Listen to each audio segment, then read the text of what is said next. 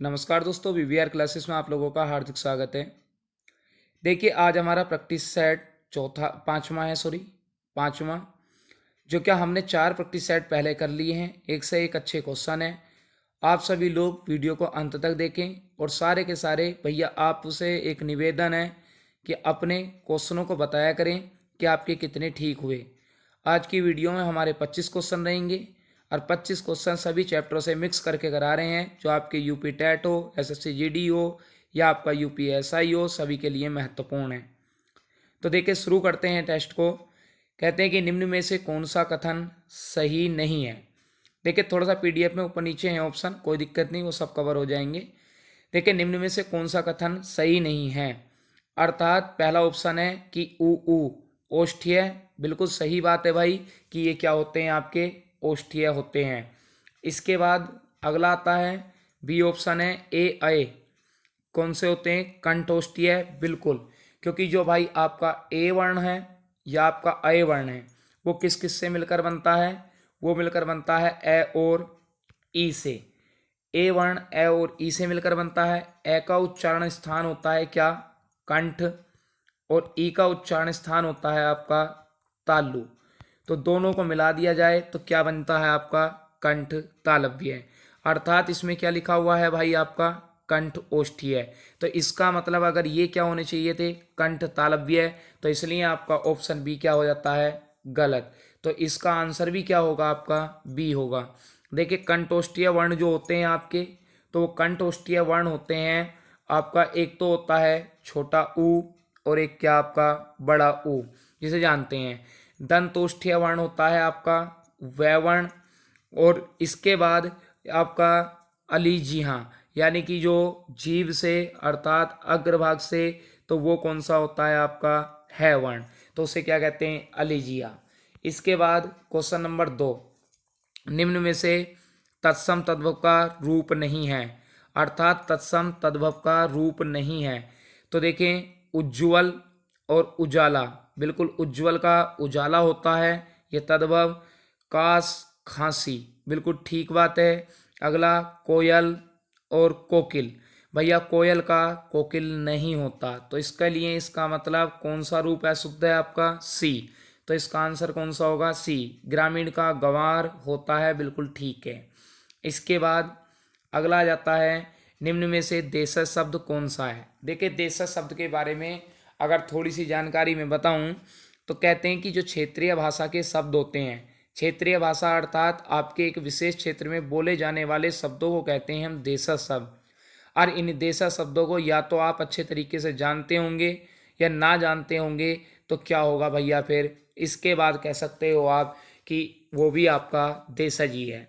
जैसे तूफान है, बिल्कुल जानते हैं। चाय भी, तहसील भी, एक शब्द है इसमें कौन सा आपका झंडा। तो कहीं ध्वज बोलते हैं, कहीं कुछ बोलते हैं, ठीक, तो इसलिए आपका कौन सा है इसमें, झंडा। क्वेश्चन नंबर 4 कह रहे हैं कि किसमें जातिवाचक संज्ञा से भाववाचक में संज्ञा नहीं बनी हुई है। अर्थात यानी कि क्वेश्चन में आपके जातिवाचक से भाववाचक बनी हुई हैं 3, एक है ऐसी जो जातिवाचक से भाववाचक नहीं बनी हुई।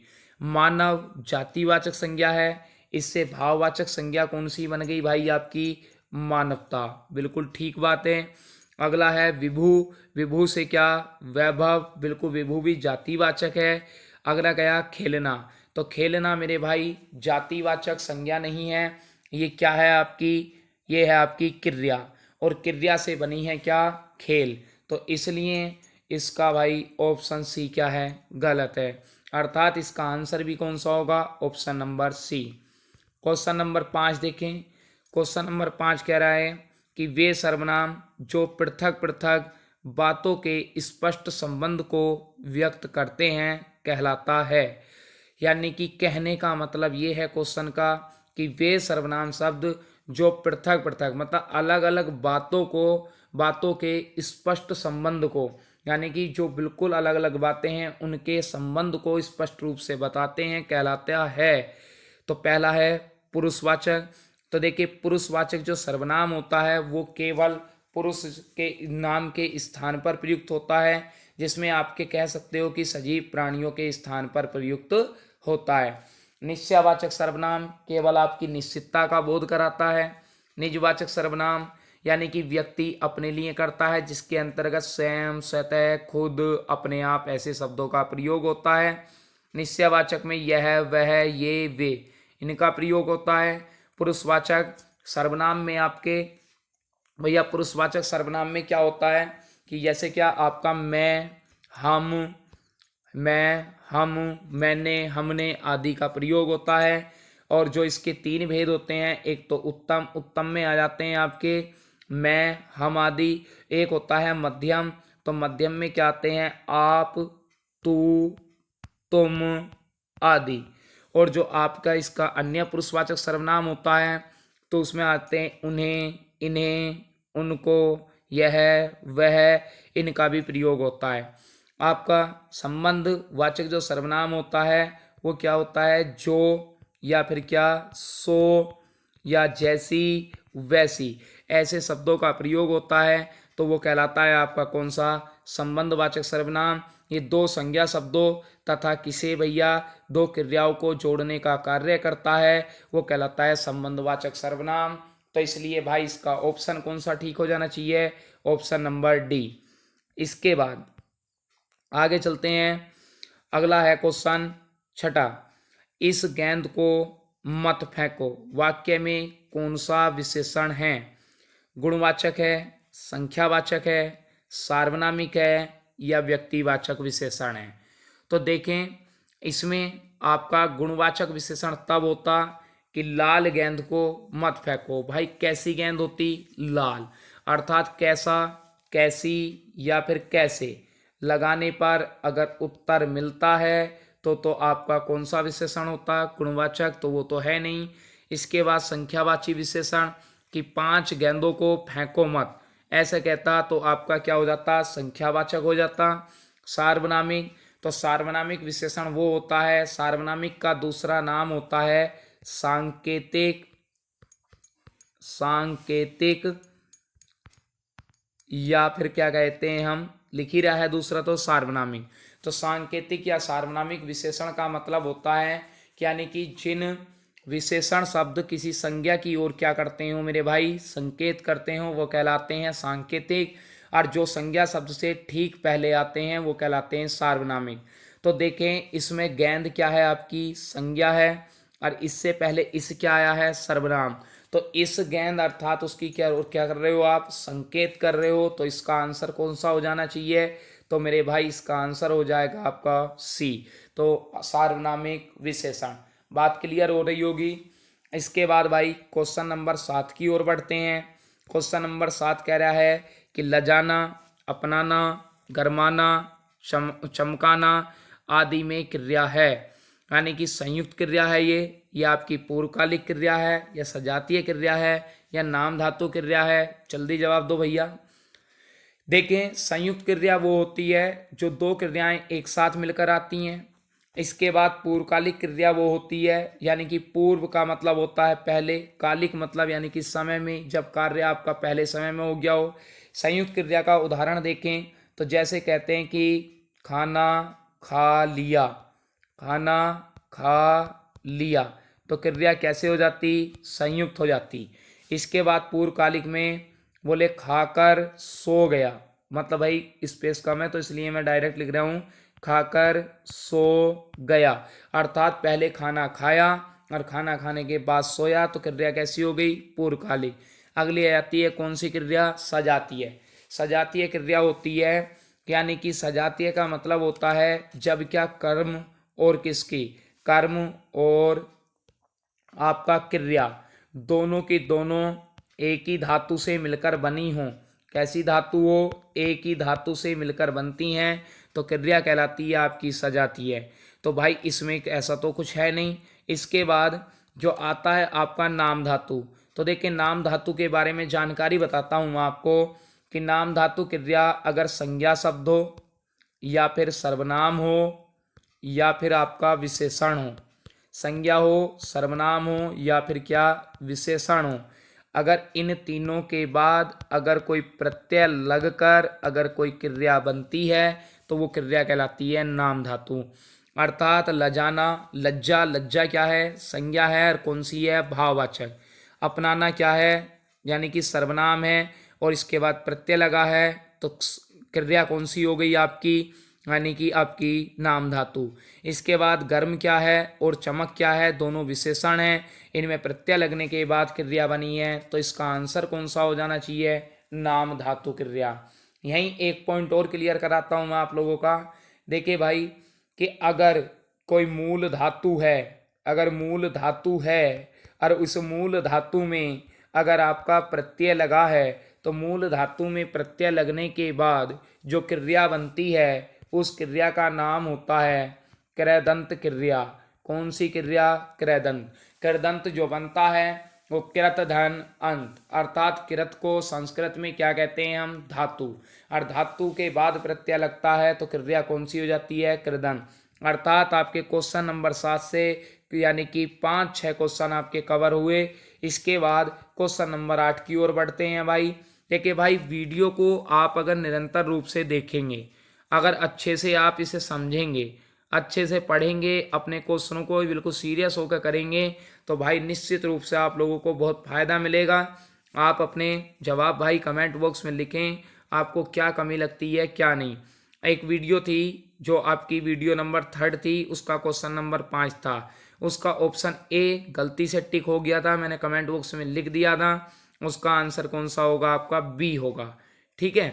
किस वाक्य में क्रिया विशेषण का प्रयोग हुआ है? अर्थात क्रिया विशेषण और विशेषण में मेरे भाई अंतर होता है। क्रिया विशेषण वो होता है जो केवल क्रिया की विशेषता को बताएगा, क्रिया विशेषण कहलाएगा। और उसके बाद जो किसकी, यानी कि किसकी विशेषता? अर्थात संज्ञा हो या फिर क्या हो? सर्वनाम हो। अर्थात संज्ञा या सर्वनाम की विशेषता बताता है, वो आपका विशेषण कहलाता है। पेड़ पर पक्षी बैठा है, अर्थात इसमें क्या है? क्या आपका क्रिया विशेषण का प्रयोग हुआ है? नहीं भाई, इसमें नहीं हुआ। गुंजन गाना गाती है, भाई इसमें क्या? सकर्मक क्रिया है। और पक्षी पेड़ पर बैठा है, तो इसमें क्या है? कारक है। और कारक कौन सा है? आपका अधिकरण।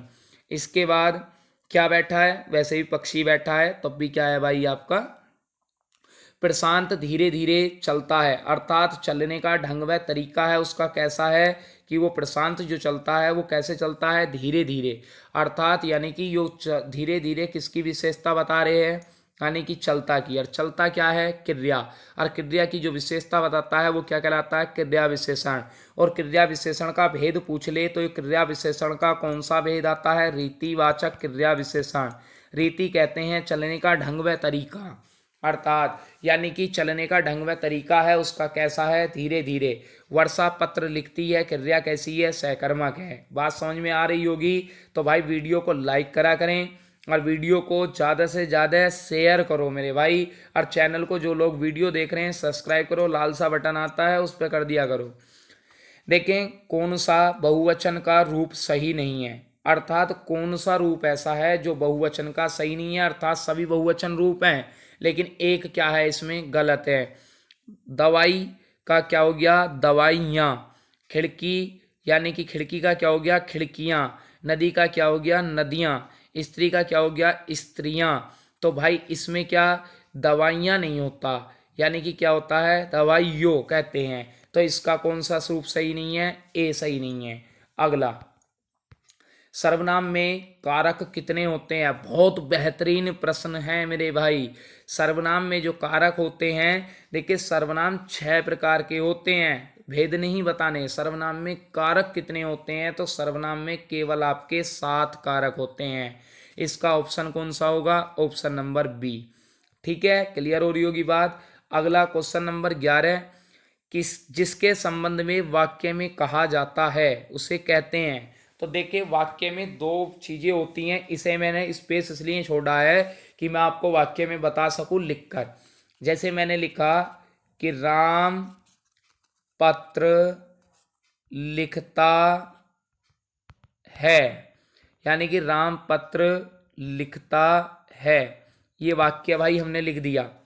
अब इस वाक्य में कोई भी वाक्य हो उसमें दो चीजें होती हैं। एक तो होता है आपका उद्देश्य, जो लिख रहा है, एक तो होता है उद्देश्य और एक क्या होता है विधेय, अर्थात दोनों अलग अलग। तो जो उद्देश्य होता है वो कहलाता है कर्ता, और जो बाकी वाक्य का शेष भाग बचता है वो क्या कहलाता है विधेय। अर्थात इस वाक्य को अगर आप देखें तो इसमें राम तो क्या है कर्ता, और इसके बाद पत्र लिखता है, ये क्या है वाक्य का शेष भाग, अर्थात जो कर्ता होता है वो कहलाता है उद्देश्य, और जो आपका वाक्य का शेष भाग है वो कहलाता है मेरे भाई विधेय। तो जब भी यानी कि राम पत्र लिखता है के संबंध में वाक्य में कहा जाता है तो किसके लिए कहा जाता है, अर्थात राम के लिए ही तो कहा जा रहा है। और जब राम के लिए कहा जा रहा है तो इसका आंसर भी कौन सा होगा, पहला होगा, उद्देश्य। बाकी तीन ऑप्शन आप देखें, एक तो क्या होता है विधेय, एक होता है पद परिचय, एक क्या पदाम्य। विधेय होता है मतलब जो जिस कार्य को बताता है, पद परिचय होता है जो किसी पद का परिचय कराता है, और पदाव्यय वो होता है जो पद के रूप में अव्यय का भाव लेता है। अगला क्वेश्चन आ जाता है आपका कि रचना के आधार पर वाक्य कितने प्रकार के होते हैं। तो भाई इसके चार ऑप्शन दिए गए हैं, चारों को पढ़ें ध्यान पूर्वक। देखें वाक्य आपके दो प्रकार से वाक्य के भेद होते हैं, एक तो वाक्य होते हैं आपके रचना के आधार पर, और मेरे भाई एक वाक्य होते हैं आपके प्रयोग, यानी कि प्रयोग के आधार पर कह दें या फिर किसके आधार पर कह दें, अर्थ के आधार पर। अर्थ जो होता है तो अर्थ के आधार पर तो मेरे भाई वाक्य होते हैं कितने प्रकार के, 8।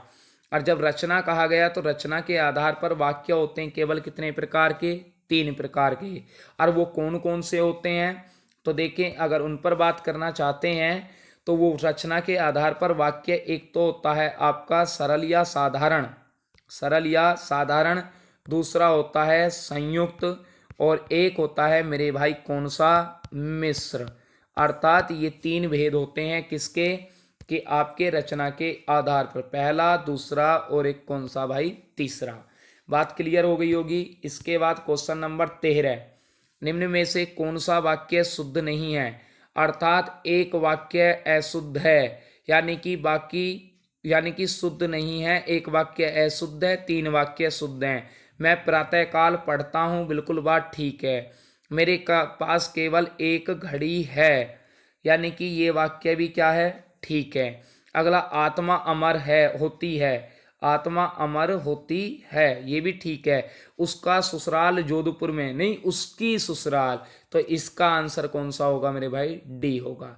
अब अगर केवल वाले को समझ रहे हो आप कि बोले जी केवल वाला भी तो गलत लग रहा है, या तो केवल का प्रयोग करते या एक का करते, तो देखिए भाई जब क्या आप किसी एक वस्तु को बताते हैं और तो उस वस्तु के बाद आप संख्याएं लिख सकते हैं। अगर वो कह दे कि उसके पास केवल एक घड़ी, एक उसके पास केवल घड़ी और कह दें कि पेन है, तो भाई या तो घड़ी है या फिर क्या है, पेन है, उसमें केवल का प्रयोग नहीं किया जाता है। अगला क्वेश्चन नंबर 14 की ओर बढ़ें तो क्वेश्चन नंबर 14 कहता है कि कौन सा मुहावरा सही नहीं है। आंखें खुलना यानी कि वास्तविकता का बोध होना, बात बिल्कुल सही है। अगला आड़े हाथों लेना यानी कि खरी खरी सुनाना, बात ठीक है। अगला कह रहा है खून खोलना, कोई असर न होना। अब मेरे भैया जब खून खोलेगा तो असर ना होगा, पूरा असर होगा, अर्थात इसका कौन सा गलत है, सी। खून सूखना यानी कि भयभीत होना, अर्थात जब डर जाते हैं तो कहते हैं कि मेरा खून सूख गया, ये भी बात क्या थी, ठीक थी। तो 14 का आंसर कौन सा हो गया मेरे भाई, सी हो गया।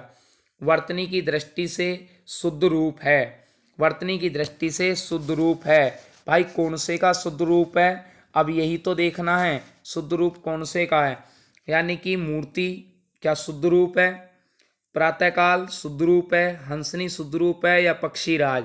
देखिए प्रातःकाल तो गलत लिखा हुआ है, प्रातःकाल जो लिखते तो वो कैसे लिखते, प्रातःकाल इस प्रकार लिखा जाता, तो इसलिए ये तो भाई क्या हो गया, गलत है, शुद्ध है।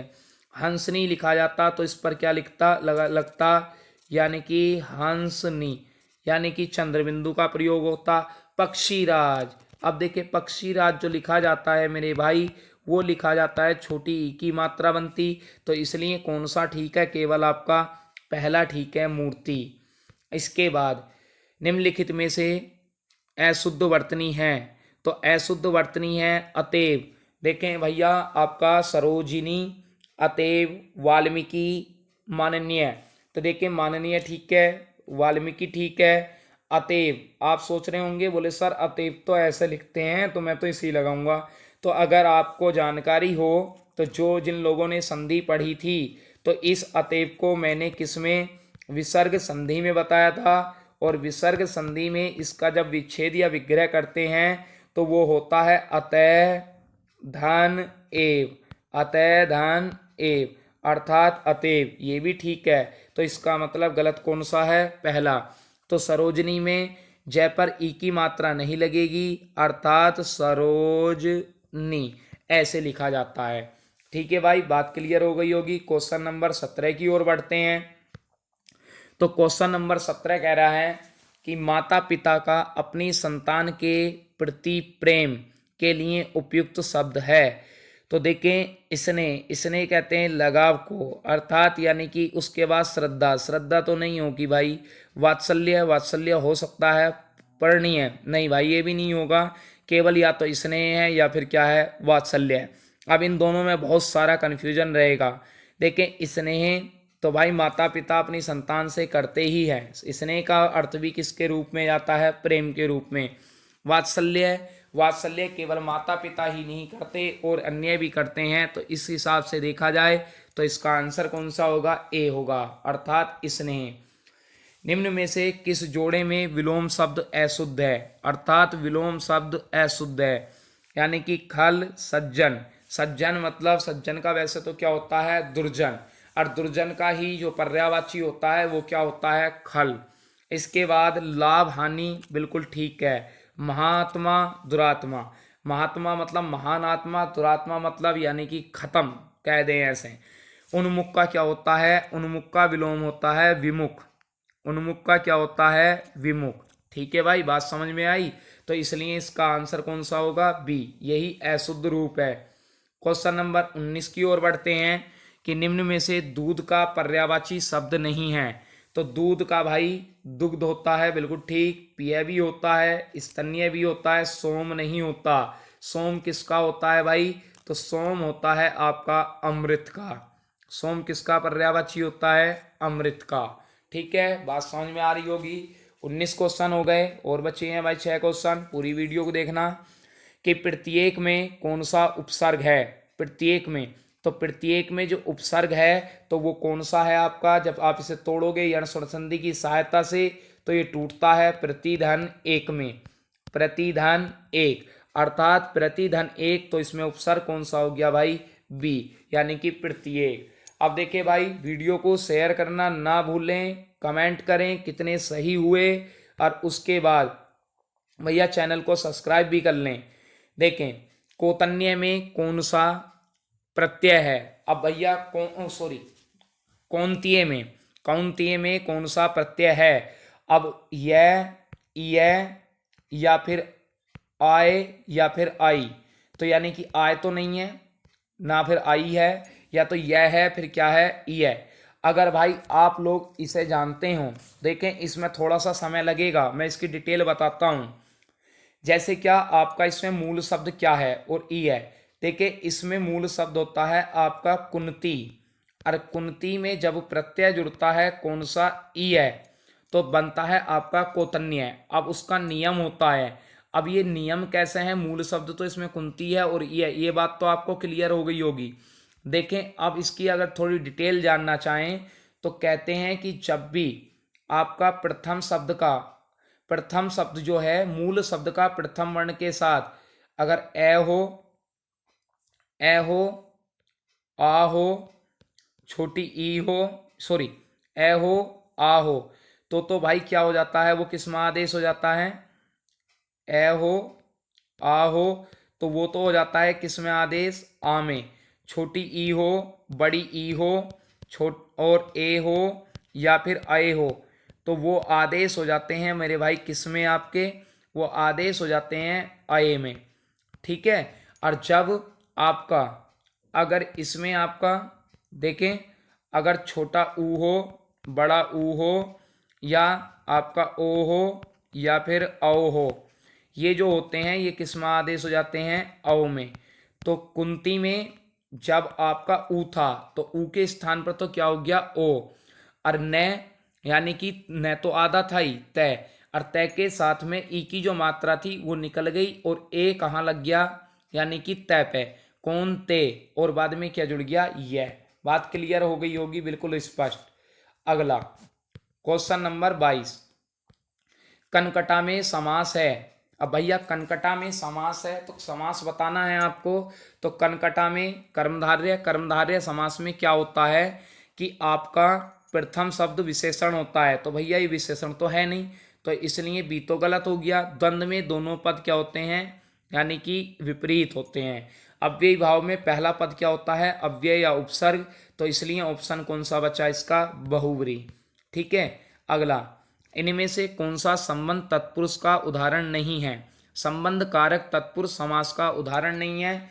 एक बात बता देता हूं कि जो आपका संबंध कारक तत्पुरुष समास होता है मेरे भाई, उसमें संबंध कारक की विभक्ति का, की, के, इन 3 ही विभक्तियों का प्रयोग होता है। वैसे संबंध कारक की 9 विभक्तियां होती हैं, का, की, के, रा, री, रे, ना, नी, ने। तो इसका मतलब रा, री, रे, ना, नी, ने, इन 6 विभक्तियों का प्रयोग नहीं होता। तो भाई इसका अगर समास विग्रह करें तो प्रेम सागर है तो क्या हो गया, प्रेम का सागर। रामचरित्र तो राम का चरित्र। अमचूर तो यानी कि आम का चूर्ण। ठीक है। और जीव दया तो होगा जीव पर या जीवों पर दया, अर्थात यानी कि इसमें होगा अधिकरण कारक तत्पुरुष समास। तो इसका आंसर कौन सा हो जाएगा, डी। अगला देखते हैं क्वेश्चन नंबर 24 कि जलोज में कौन सी संधि है। जो जलोज है तो इसका जो विच्छेद विग्रह होगा वो क्या होता है, जल धन ओज। ठीक है। तो जल धन ए और ओ का योग होता है तब क्या बनता है, औ, और औ का प्रयोग होता है किसमें, वृद्धि संधि में। बात समझ में आ रही होगी। क्वेश्चन भाई बहुत अच्छे अच्छे छांट के ला रहा हूं। आप ये ना समझे कि बोले हाँ, कि बोले ऐसे ही चल रहा है, समय बर्बाद हो रहा है। 20-25 मिनट की वीडियो है, आप वीडियो को निरंतर रूप से देखें और मेरे भाई आप जवाब जरूर देंगे कि कितने आपके ठीक हुए। और वीडियो को लाइक करेंगे और अपनी उपस्थिति कमेंट करके जरूर दर्ज कराएं। देखें क्वेश्चन नंबर 25, निम्न में से विसर्ग संधि का उदाहरण नहीं है। अर्थात विसर्ग संधि का उदाहरण देखिए, आविष्कार है तो इस आविष्कार का तो हो जाता है आपका क्या, आविष्कार का हो जाता है अभिधानकार, तो वो क्या हो गया, आविष्कार। दुष्कर का हो जाता है दुहु धन कर। इसके बाद अगला होता है मरणीय, तो मरणीय का हो जाता है मृद धन मीय। और एक है नीरस, तो नीरस का हो जाता है नी धन रस। अर्थात कितनों में संधि मिली आपको विसर्ग, 3 में। देखो मरणीय है ये आपका किसका उदाहरण है, ये उदाहरण है आपका व्यंजन संधि का। तो इसका आंसर कौन सा होगा, तीसरा, अर्थात सी। भाई वीडियो अच्छी लगी हो तो कमेंट बॉक्स में जरूर लिखें। ठीक है भाई, मिलते हैं नेक्स्ट वीडियो में, तब तक के लिए आप लोगों का बहुत बहुत धन्यवाद।